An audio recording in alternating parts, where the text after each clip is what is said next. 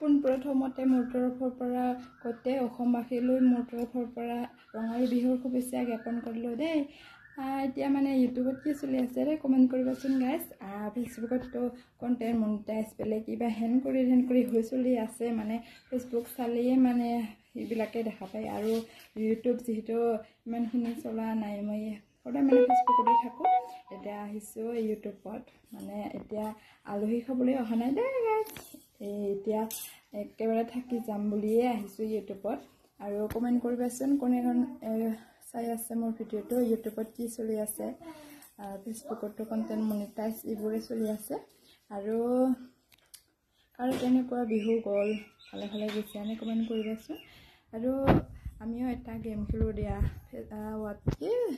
ইউটিউবত মানে যিসকল চাই আছে সেইসকল মোৰ এই ভিডিঅ'টো লাইক কৰি থৈ যাব আৰু ছাবস্ক্ৰাইব কৰিব আৰু কমেণ্ট কৰিব।